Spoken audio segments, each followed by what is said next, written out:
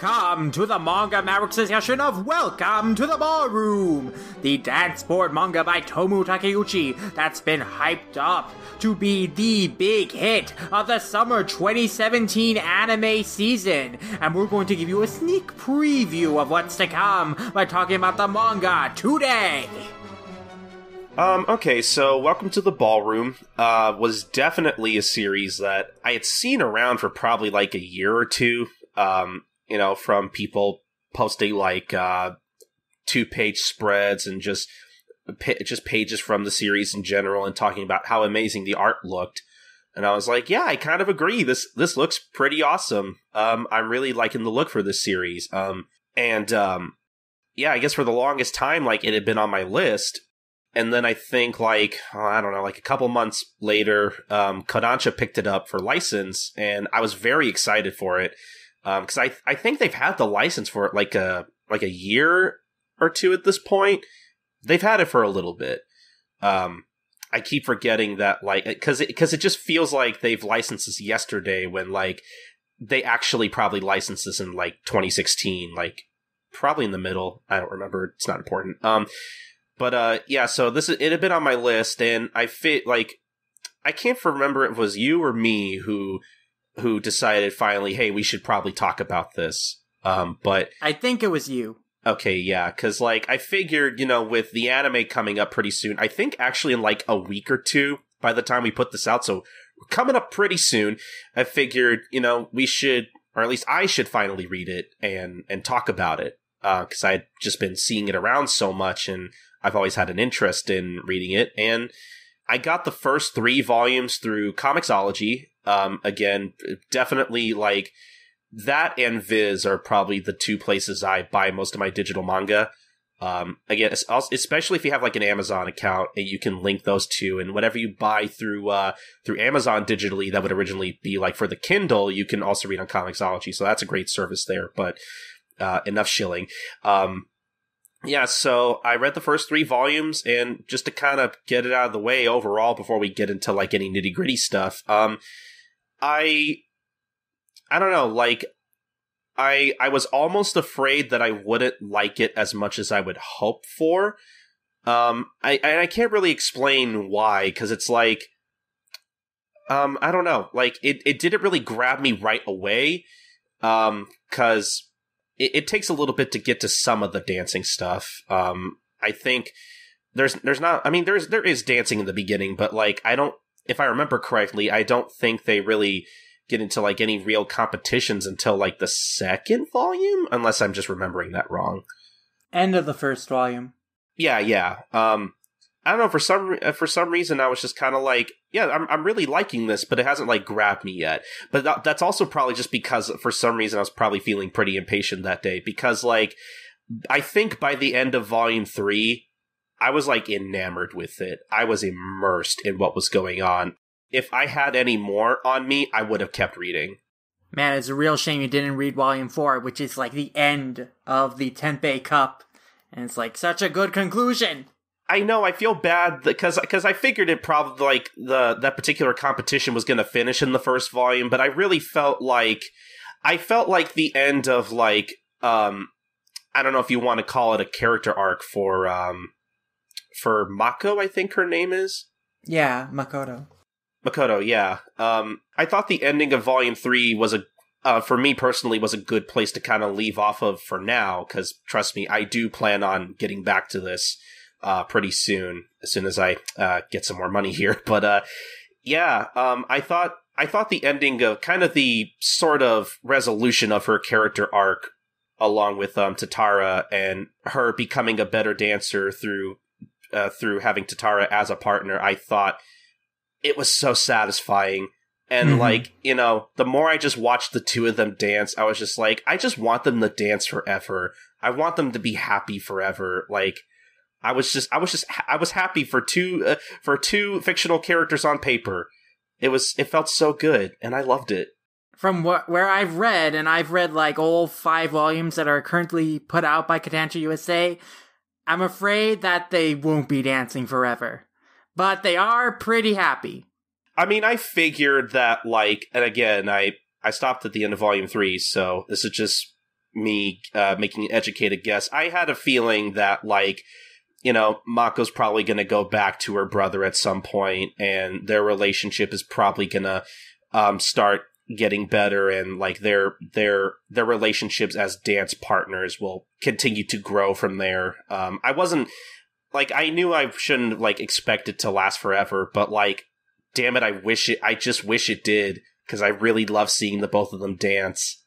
They're a good couple. Yeah, I mean, that moment at the end of Volume 3 is pretty amazing, because Makoto has been established as this really shy, really timid girl who is, like, willing to follow along and, like, a really supportive character, but, like, in this, like, Katara realizes he needs to give her the spotlight, and like he puts all his effort into like making her dancing shine, and like everyone is showering her with attention and noticing her dancing, like even her brother, who, like, you know, for the longest time had thought that she was holding him back, because people had even said so, that, you know, she was holding them back in their pair, but like now, like, everyone can see just how good she is, how beautiful a dancer she is, and it is really satisfying that she comes into her own like that. And, you know, Tatara realizes he needs to put aside his own ego, like his desire for everyone to look at his dancing and praise him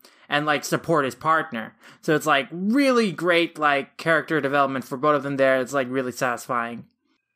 Yeah, I'm now putting Tatara in the category of good boys along with Midoriya.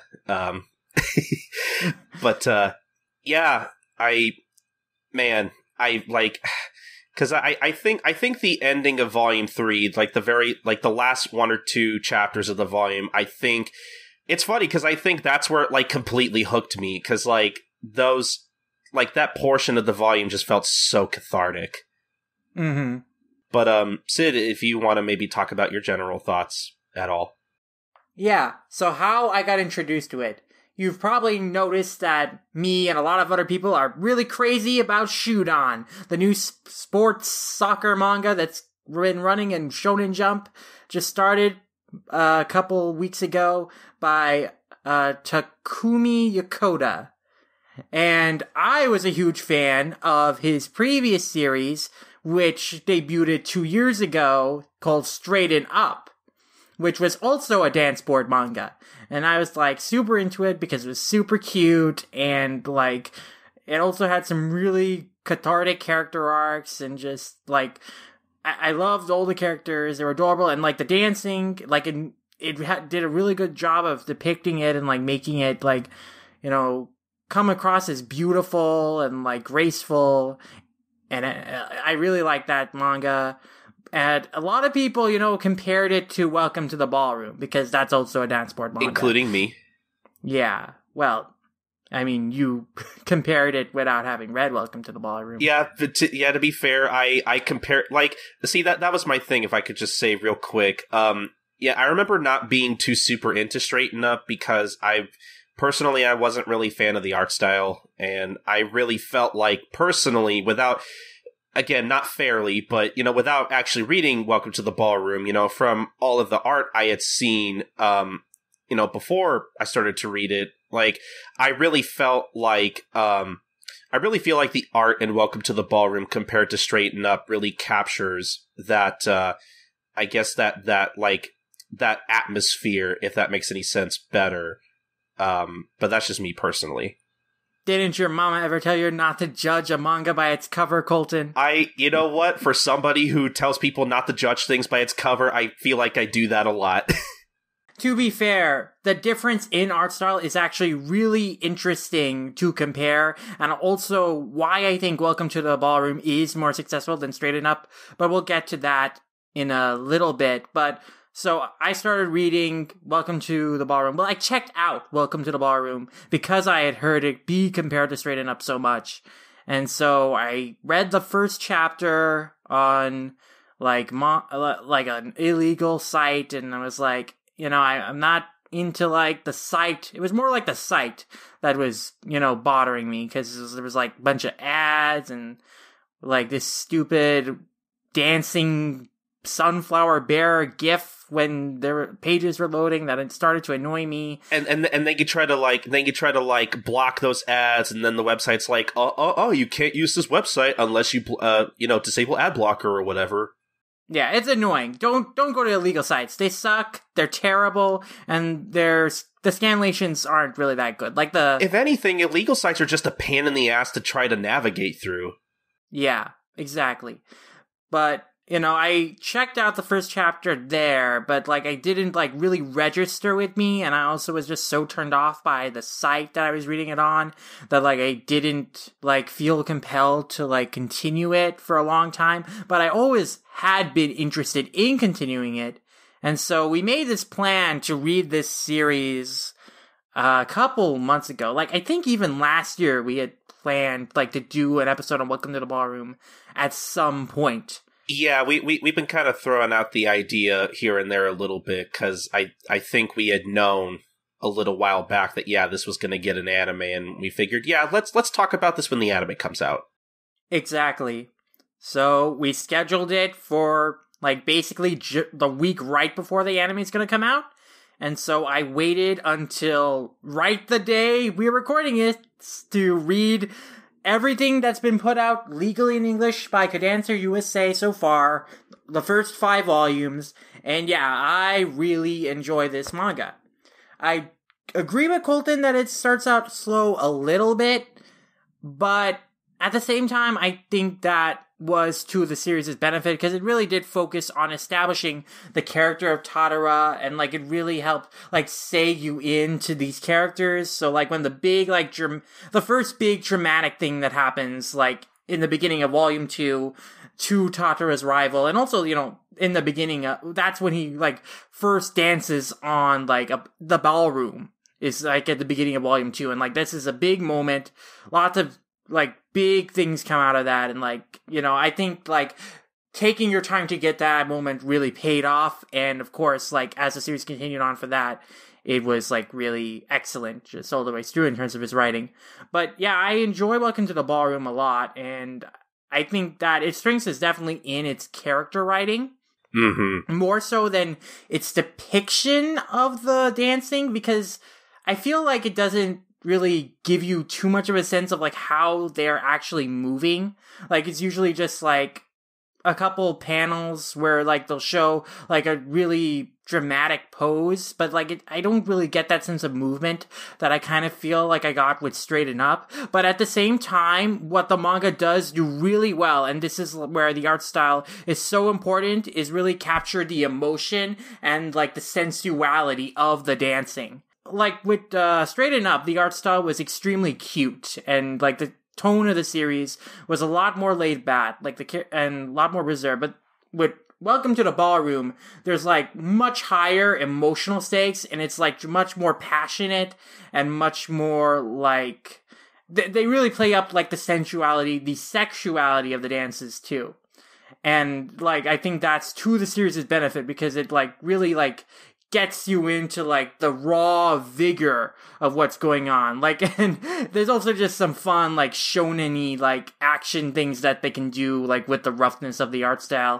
When Tatara and Gaju are colliding on the dance field, and their backs are pushing against each other. It's you're doing a fighting manga, but they're dancing in parallel, and that's what I think is what really is appealing about the series, is that it is so super. It really successfully adds that shonen level of competition and intensity and fierceness into this dancing sport, and does it really well. You can feel that epicness you can feel in a epic fight between two characters in the same way you can in a dance off between Gaju and Tatara, and I think that's to the series' strength. It's really funny, at that moment in particular, I think that moment ended off volume 2, if I'm remembering correctly. No, it was in the middle of volume 3, I think. Okay. It felt like it could have been the ending to a volume, because it's or it was a good ending to the chapter, because I think like I audibly went, "Oh shit," when that happened.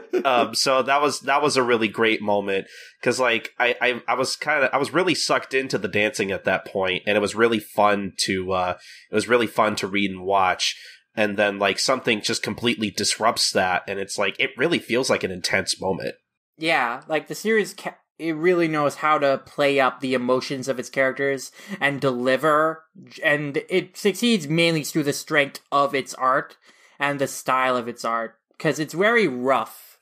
It's very sketchy. It's like, yes, it kind of reminds me of a sketchier like Haikyuu, if that makes it, if you agree. I actually think it's a little more polished than Haikyuu. You think so? I mean, to be fair, I haven't read enough of the Haikyuu manga to like see the evolution in its art. I'm sure it's probably a lot more different than the last time I read it, but yeah. If I were to compare it to the beginning of the Haikyuu manga, at the very least, because it does become more polished later on. Mm-hmm.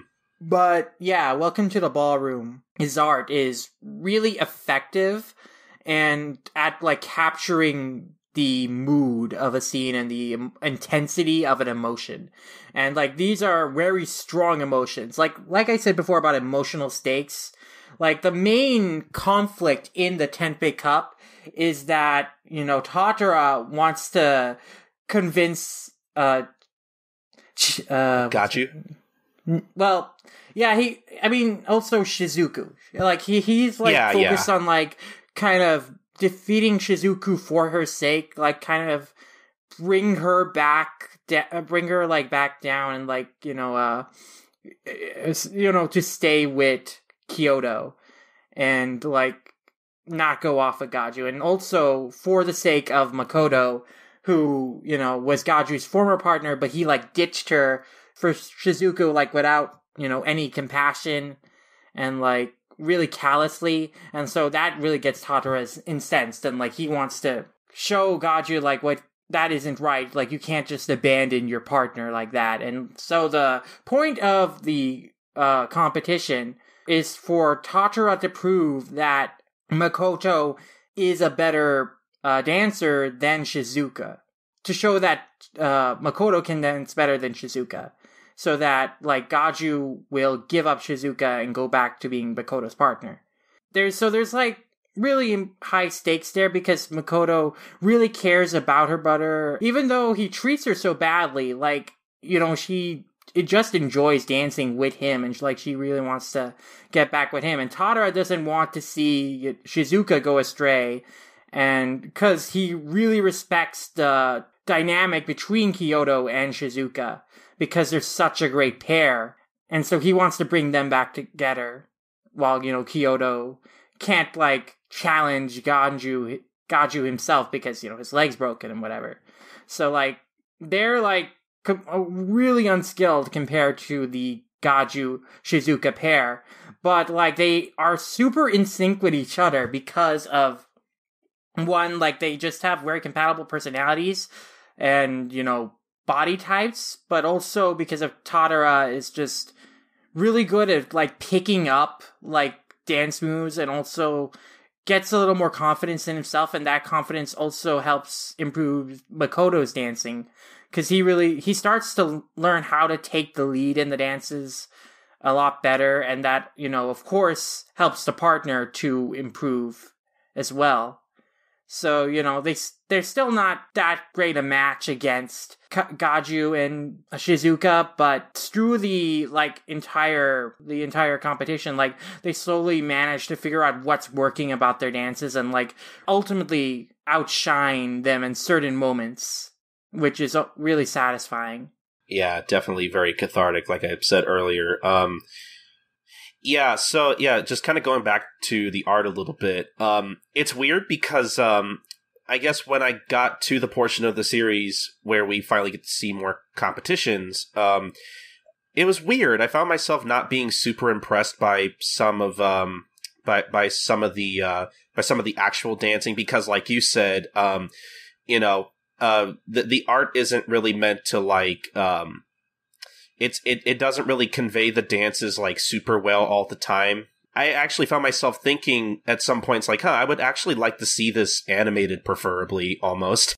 Yeah, I think this is going to be really excellent in animation. This is kind of like what I was talking about with Descending stories, is that, like, the core story and, like, these characters are super good, but, like, when you take it into animation and you can actually add movement and music, like, that's going to bring this up to, like, a whole nother level, I feel. Yeah, I guess I should say, the actual dancing isn't bad. It's just, comics are different than animation. Like, they're just, the medium is sort of limiting in that aspect.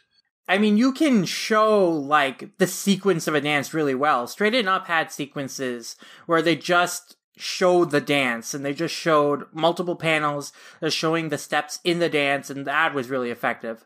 Welcome to the Ballroom, at least in the first 5 chapters, doesn't really have those kind of breakdown moments. Like, it doesn't just let us watch the dance for a few pages. It focuses just on moments. Yeah. And, like, I think it can do, like, the moments really well, but, like, it never gives a full sense of what the dances they're doing actually are.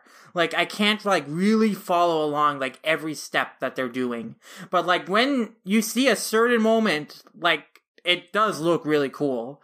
And, yeah, it is, like, and again, the emotion is just really carried so well by the art. I really hope that Production IG does take the route of Rakugo Shinju with how I think Studio Dean handled that anime. I really hope that, like, some episodes there's just like a 10-minute sequence of dancing. Just to kind of, like, again, like, basically have the anime, because Production IG, I believe, is animating this, which, they already got a pretty good studio, so I'm pretty hopeful. But, I hope they go that route where they really do take advantage of the actual dancing and really spend a lot of time on some of that. And, hopefully can make that sort of a spectacle, make it really something fun to watch. Yeah, I think if they take the time to show the dances, I think, again, that'll bring the series up to another level, just like how showing the Rakugo brought Descending stories up to another level as an anime. It's like, really, I think that there's just so much great about the story and these characters, and, like, the raw emotions that are present in this manga, that if you were translate that into anime and, like, just improve on, like, capturing, like, what's so great about these dances, then that's, like, that'll, like, rocket this up. I really do think this is gonna be, like, a big deal. This is going to be, like, one of the most talked about anime of next season. Well, hopefully it doesn't get picked up by Anime Strike. Yeah, well, we can be hopeful, but I'm not sure. Hopefully Amazon will just be like, what, an anime about ballroom dance? That's weird. We're not going to pick that up. That's not going to make us millions of dollars that we don't already have. Okay, just to step in real quick and just to clarify for the record that not even 3 hours after we recorded this discussion that the Ballroom anime website announced themselves that Amazon Prime was going to have exclusive Japanese and overseas streaming rights.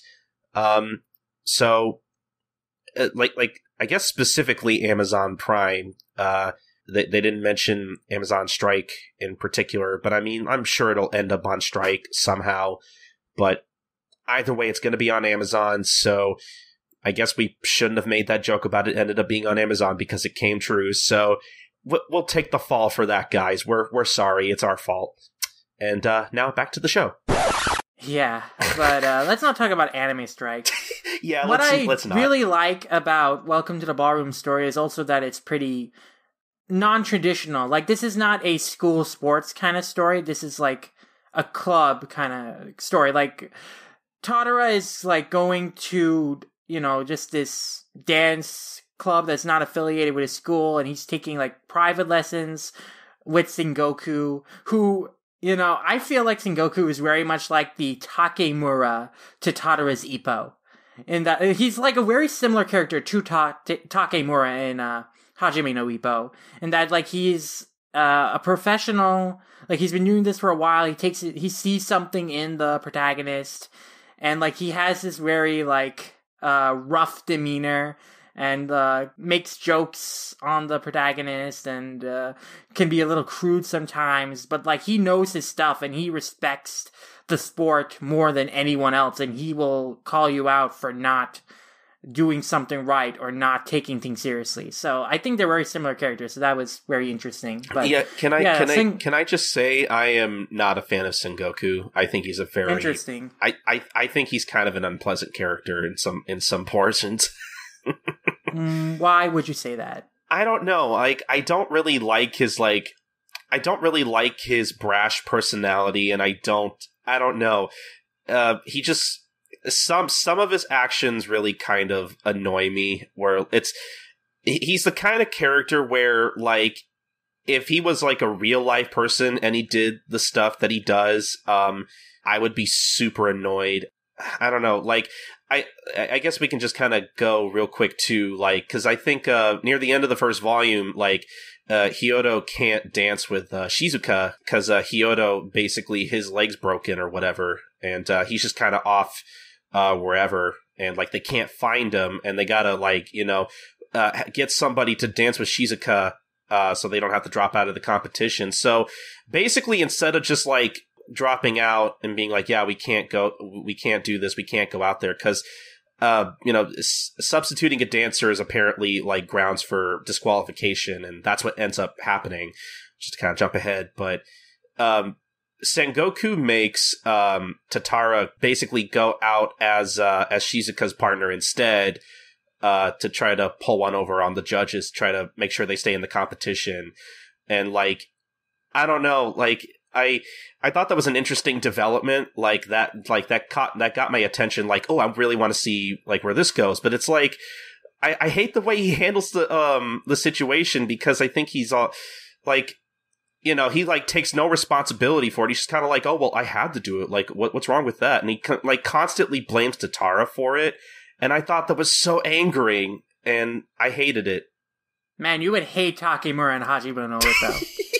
But, that was an interesting moment, because the reason he does that, as, they were discussing later on, is actually because he knew that if Katara went out as a substitute, like, they would be disqualified, because he knew Hyodo's leg was broken, and, like, he didn't want them to continue dancing in the competition. And that was, like, a really weird roundabout way of going about it, but it was because, like, he didn't want Shizuka to know, like, how the condition Hyodo's in. And that was, I think that's something, the relationship between those two is something that's going to be extrapolated later on, because there is, like, some tension there. There's, like, they've known each other, it seems, for a little bit, so there's some reason why Sengoku... Between Shizuka and Hyodo? No, Sengoku and Shizuka. Oh, okay. Yeah. They've known each other. I think there's, like, a reason why Sengoku didn't want to tell her about the condition Hyodo's in, and why he went in such a roundabout way to get them disqualified, and like try to avoid telling the truth to her. And that's the reason why Shizuka decides to team up with Gaju, is because Sengoku didn't trust her and she felt betrayed by that. Like, that's like the big reason why she makes that decision, because like she gets like so upset that Sengoku and like Hyodo just didn't trust her to like be in on the situation. Yeah, he basically tried to hide it from her, and like tried to basically make it seem like everything was fine, so he didn't have to drop out. Yeah, so I definitely think there's something more between Sengoku and Shizuka, but I like Sengoku. I'm sorry, I just wanted to say, like, that wasn't the moment that, like, because even before I was kind of I found him kind of unpleasant, Sengoku in particular, because I don't know, I felt kind of betrayed, because like in the beginning he seemed like a pretty cool guy, and like he seemed like he was really interested in teaching Katara some moves and whatnot, and then like I don't remember exactly how this goes, but like at some point Sengoku, like, I guess he kind of like interprets some of Tatara's actions and communications as like very, very cocky, And like that kind of turns off Sengoku and makes him think, oh well, I'm gonna tell him to do all these like really hard exercises and like make him drop out. And it's, I don't know, like I felt like that thought process kind of like I don't know, at that point, and pardon my language, I was just kind of like, what the fuck? Like, he didn't do anything to you. Like, that's not fair. Like, what? Like, don't treat him like that. That's not cool. Again, he's the kind of person who takes the sport very seriously. Shizuka was also like that when, Tadara was first, like, taking, like, practice lessons, like, in the ballroom for the first time. She was like, what are you doing here? Are you really serious about this, or are you just some kind of pervert? Like, these people are dedicating their lives to this, and they don't, like, have patience for someone who's just gonna, spout dreams. Oh, I can be like that. But, well, that's like, fair. Never actually follows through. Like, they really take offense to people who do not take what they are dedicating their lives and putting all their blood, sweat, and tears into. Like, treating it like, oh, it's something that anyone can do.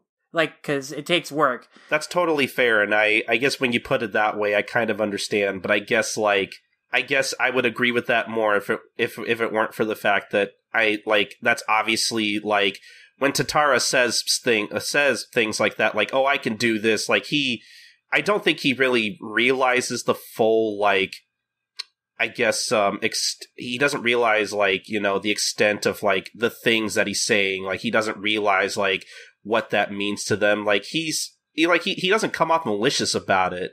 He just wants to be able to do what they do.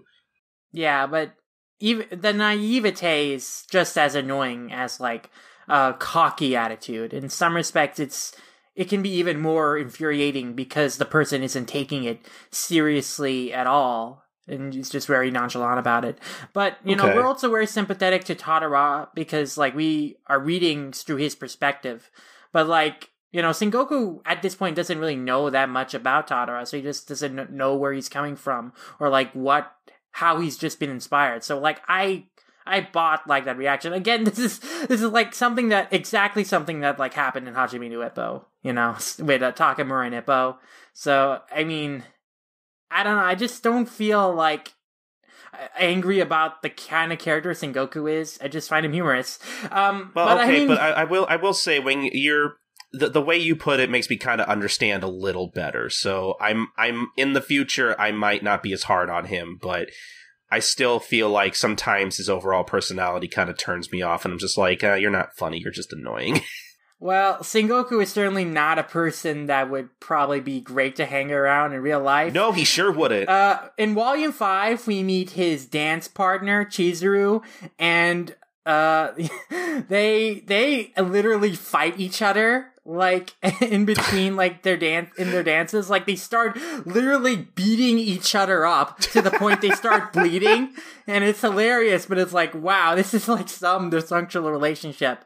But, like, it's cool because they're, like, very similar in personality and, like, how they behave, how they nonchalantly they treat things, and so, that's a great new character that get introduced in Volume 5, so I don't know, I like Sengoku quite a bit, He's nowhere near my favorite character, but, like, again, I could, when you put everything like that, like, I could probably learn to, like, he could probably grow on me at some point, but, and, like, sometimes he does have, like, really cute moments with, like, Katara. Like, I think literally, so far, my favorite moment in the entire series, and I'm being totally serious when I say this, is when Katara and Mako move on to the semifinals or the finals, I forget. They move on to the next phase of the competition, and, like, they just sit there waiting for a high five, and it's the cutest thing I've ever seen.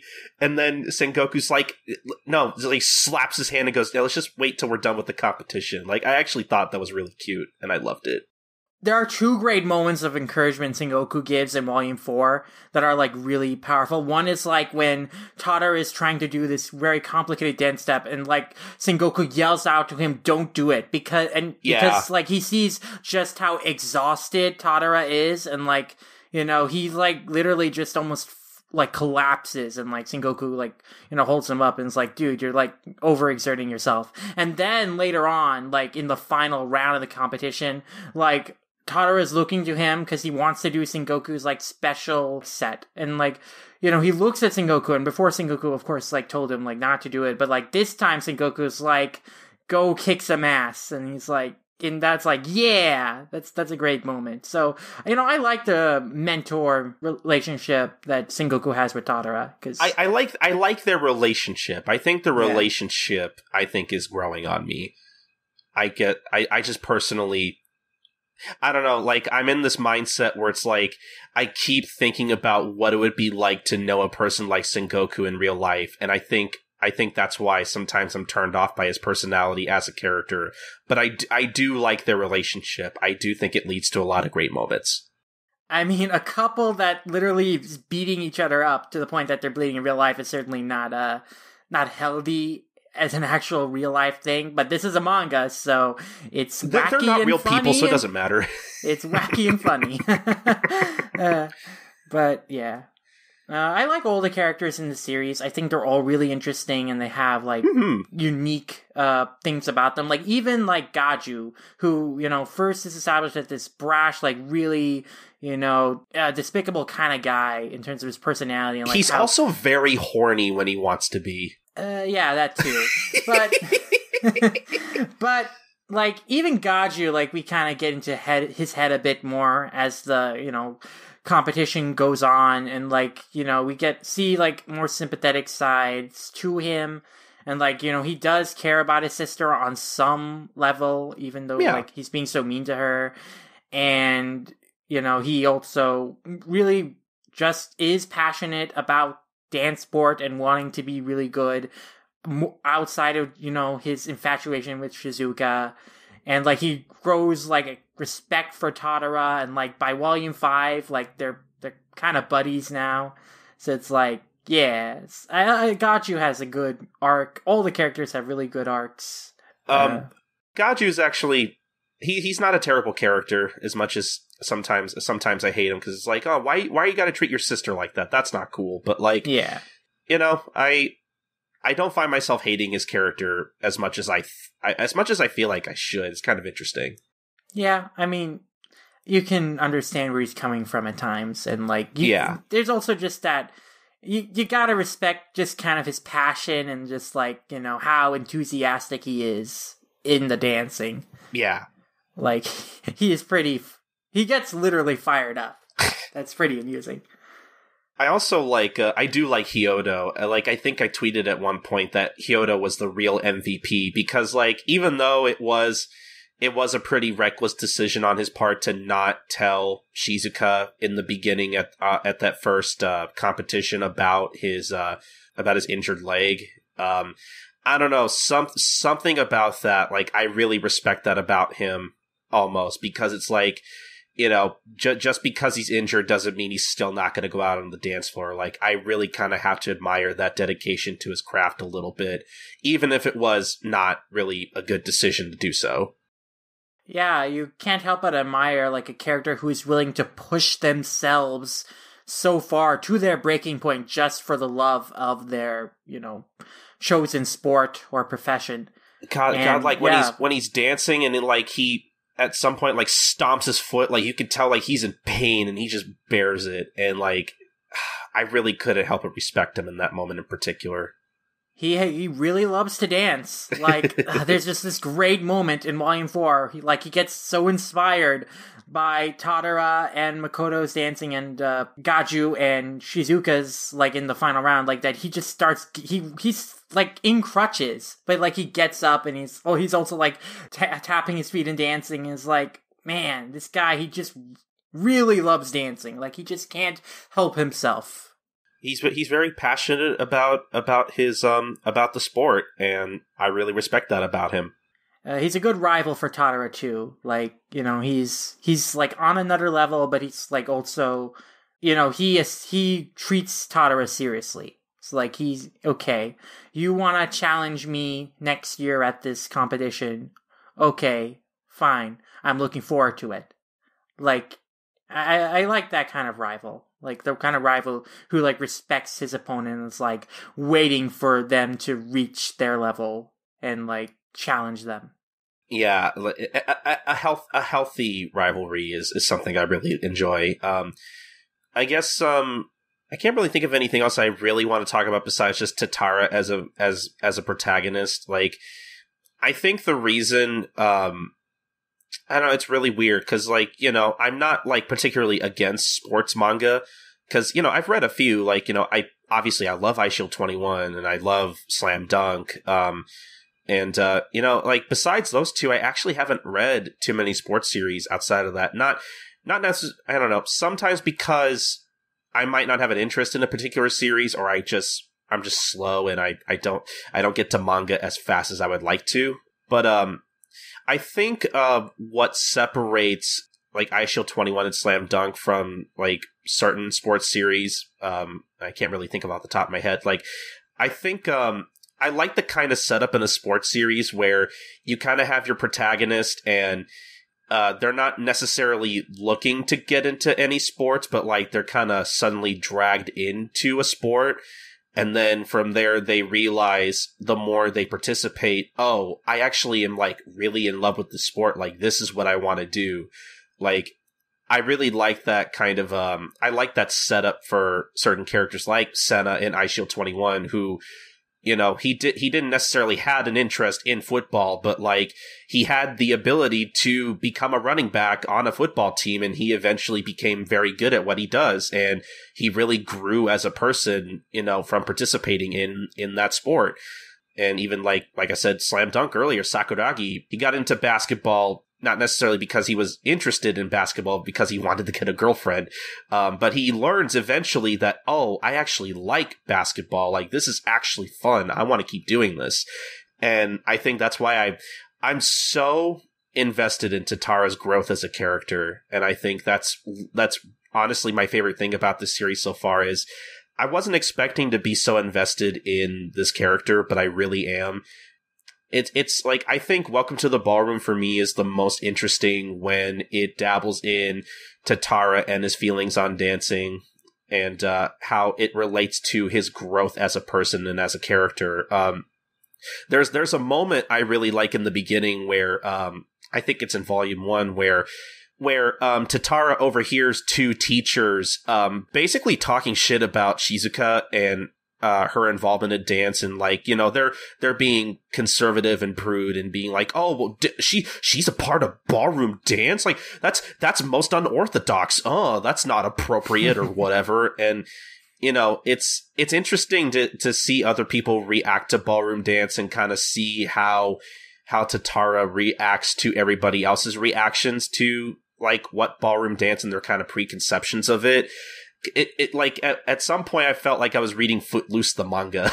And I like I said, I really think that's where Welcome to the Ballroom interests me the most, is just seeing Katara really learn to appreciate dance and really I guess growing as a person through this sport and just learning how much he loves to dance.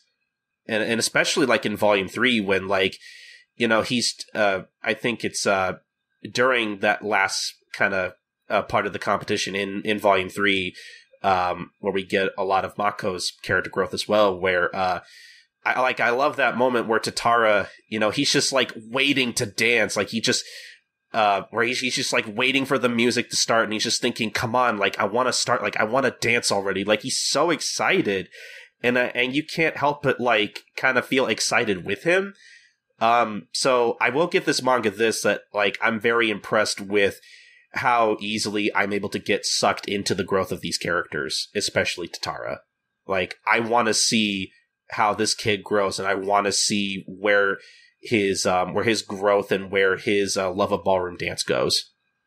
Yeah, Tatara's character arc is very much like along the lines of Sakuragi and Seina. He starts off the series, he doesn't really have a passion for anything, doesn't really have something he really enjoys, and, you know, he's looking for something that will change him, that, like, will give him something to strive for, some ambition. And dancesport does exactly that.